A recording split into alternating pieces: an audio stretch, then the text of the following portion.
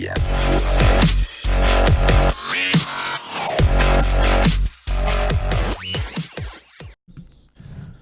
up, nation? Welcome to another MLB First Look podcast. CK013 here. You can find me on Twitter at CK_013, repping the Wise Take Nation. Today we have an 8-game main slate. For those subscribed to wisetake.com, I will have an article for the 4-game early slate on the premium side. As far as this podcast goes, we were only going to be covering the main slate, which is the 8-game night slate. Just looking at the pitchers as we normally do when we start. Trying to go from a cash game perspective, and this slate is pretty interesting. We have got a lot of SP1 options, and not so many SP2 options. DeGrom, Berrios, Giolito. Of those three, I think Berrios and DeGrom are your two cash game options, and I think DeGrom is the way to go. Syndergaard pitched really well against the White Sox. They strike out a ton against righties. I do think he is where you start for cash games. The issue is who to pair him with. Now, there's no cores on this slate, but the pitching options, like DeGrom is 11-8. And the guy you may have to pair him with, if you want decent bats, it's not really pretty. Velasquez would be the first guy that kind of stands out to me at 7,500. Couple things. Number one, this game does have some weather concerns. I know that we're supposed to be getting some storms in the Northeast tomorrow in the evening. Vince Velasquez coming off of an awesome fantasy day against the Tigers with 9 Ks. What I don't like is he threw 110 pitches for the first time in a while, and that is significantly more than he's thrown probably this entire year. You can see 87 in the game before. 110 is a lot. Now, that was on the 24th, so you can argue that he's had, I just don't like the situation. It is the Giants, though. So for this example, I would like to plug him in. The issue, of course, is the rain. And if that happens, it's really tough. It's not a comfortable decision anyway to play a guy like Vince Velasquez in cash, even against San Francisco. Especially in Philly, a hitter-friendly ballpark. But you just don't really see. I think Urquidy could get some traction because he's been chalky for the last 2 games. He's been good. His price is now up to 7K. That's a whole different type of risk. And the matchup is just not strikeout friendly against Cleveland. Very, very tough team to strike out. I do believe in his strikeout upside, but Cleveland's very, very tough to strike out. And after that, I just don't have a guy for you. So at this point, like, you're hoping you're lucky enough to even get a crack at Velasquez or even the Shark, dare I say. Jeff Samardzija, who's 8,100 and has actually been kind of balling. Didn't do very well against the Mets, but did well against San Diego. Granted, it's San Diego. Did well in Coors, freaky, and then did well against St. Louis. So I guess you could argue the opponents. Coors was pretty wild, but Samardzija's actually been better than we've seen probably in the last couple of years. That's a big issue. I think Wade LeBlanc, people like lefties against Texas. Texas strikes out a ton against lefties. Problem is, this game's in Arlington. It's going to be super hot, and we know it's a really, really good hitting environment when they're there. So if they are making contact, things can get ugly. There's just not a ton. So Velasquez is the guy that, like, if the weather clears up, I think you go to, or Samardzija if you want to make that argument. But I think it's Velasquez, and maybe you consider Mikolas. Otherwise, you're just going up for double spend up. Maybe you're grabbing Hendricks at 9K, which I don't love. Hendricks is the definition of mediocre, and paying 9K for mediocre just doesn't sound fun if I'm trying to play 11-8 Jacob deGrom. So it is tough. Again, for now, Velasquez is kind of the placeholder. We'll see where our guys end up on at wisetake.com tomorrow. Very, very curious to have their opinion for sure. As far as tournaments go, obviously I still like DeGrom. I think Berrios, if his ownership comes in lower, is certainly interesting. He's had a problem with ceilings lately, but we know he is capable.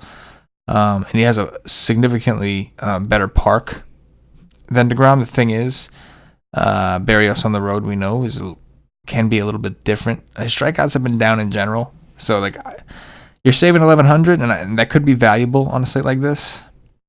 But it's still kind of tough for me to not just find the 1,100 and go up to DeGrom. Giolito is Giolito. Hasn't been as consistent lately. Hasn't been as good lately. The strikeouts have still been there. But he is, having a little bit of an issue with hits. 7 hits. 4 home runs against the Twins he gave up. 4 home runs. It is the Mets, not nearly as good of an offense, but it's also in Chicago, which is a pretty hitter-friendly park, especially this time of year. And again, you run into the same issue, even in tournaments. I'm a little more into Urquidy in tournaments and just kind of hope you get by. But again, I don't like, that kind of price tag. Like Rick Porcello is just awful. He did well against the Yankees, right? But up 17, you'd gladly take that at 6-7. Maybe he becomes the trendy guy if people don't get Velasquez. I think it'll be Velasquez, but maybe if Velasquez isn't available, maybe he becomes the trendy guy. Either that or people are going to be playing LeBlanc. That feels dirty, right? But no matter what you do at SP2, unless you're paying up all the way, or unless you get like Velasquez Samardzija, you're doing something dirty. Preferably to your neighbor. But yeah, I still like DeGrom. I mean, lower ownership for Berrios, Giolito, sure. Mike Minor be very low owned. I don't particularly like picking on Seattle at the moment, and especially not in this ballpark. It's tough. So DeGrom seems like a guy I'm going to try to make work, at least for now. I'm just going to have to figure out, what do I pinwheel it? Is that what I do? I got to figure out who I'm going to pair him with tomorrow. As far as pitchers we want to pick on, let's take a look at this. Well, we didn't want to pitch these guys, so should be plenty for us to want to pick on. The Red Sox kind of stand out a little bit. They're not as good against lefties, but they're just really hot right now. So they're kind of interesting against the, Kittredge, Yarborough that I'm seeing. The Rays are also probably interesting against Porcello. Granted, Porcello did do well against the Yankees, but it was kind of a situation where, like, the Red Sox just got ahead. They just got way ahead. And the Yankees are striking out a shit ton. They really, really shit the bed for me the other day. Porcello gave up 6 earned runs in the previous start to Baltimore and 4 to Toronto. I think the Rays seem like pretty damn good offense right now. Against Porcello, of course. I think some of these offenses are interesting. Curious to see if Urquidy is chalk. If he is, this may be a situation where Cleveland could provide some leverage, but that's kind of a bold assumption, and I'm not going to make a bold assumption about that. I'm just giving you an if-then scenario, like you learned about in school, if you remember that. Yeah, I think the Texas game is obviously appealing, right?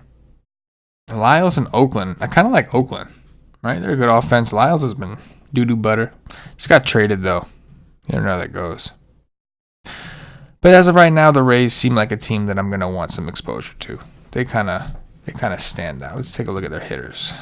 Austin Meadows, yes. They got Sogard now. I forgot about that. That's pretty awesome.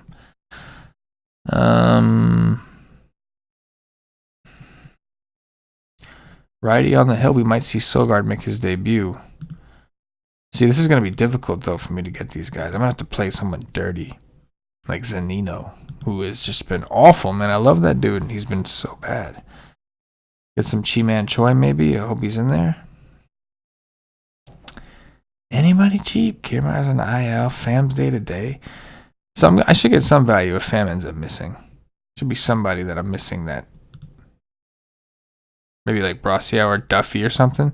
It's not pretty, Um, man, yeah, it's gonna be tough the pricing. Say hypothetically, I did go with Duffy, which I don't think I would do.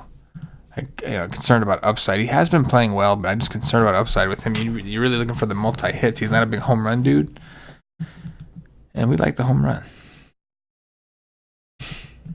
Yeah. So they look good on paper, but the more I look into it, like I'm wondering who the hell is playing for the Rays these days. Like, where have I been? I haven't been playing the Rays a lot lately, so that makes sense. Darno, it's like, I don't know. I'm not digging the build as much. I think the spot is decent. I still like the spot, but I'm gonna have to see what lineup they put out tomorrow.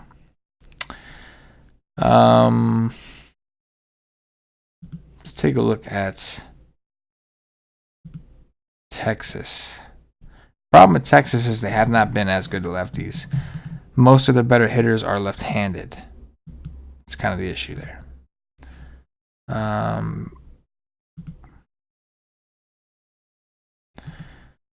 Interesting. So, I mean, it kind of takes me back to Boston. So maybe Boston will end up being the chalk. Probably Boston end up being the chalk or something. Or maybe the Twins.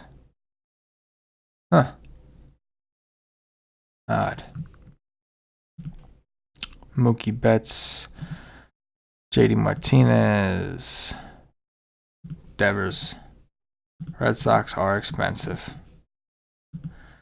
The Sox, as of right now, kind of look like the top offense to me. But they're expensive, and we don't have a ton of SP2s. This is a tough slate, guys. Tough one. This is what we're going to have to dig in on. It seems like the pitching, like, if you want to play the guys you want for the bats, you're really going to have to sacrifice that pitcher.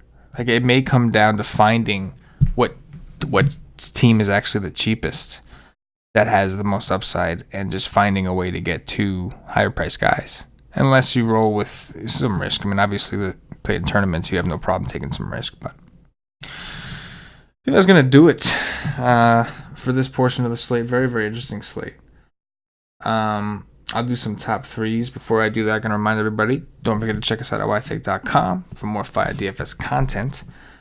We are currently running the free promotion. Tomorrow's the last day of the month, so we're probably going to extend this thing through August, but we are running it through the rest of July, which is today, last day. So, but it's not really the last day. You know what I meant. So you get a free week if you sign up for the All Sports monthly. You have 7 days to cancel if you are not satisfied with the trial, and you won't be charged ever. After the 7 days, if you don't cancel, we're just assuming that you're down to rock with the nation, and you're officially a full member from then on. But with this trial, you get access to all the content for all the sports, not just baseball. And you'll get access to the Slack chat. You just have to request access. Going to the, wisestake.com in the menu, you see Slack.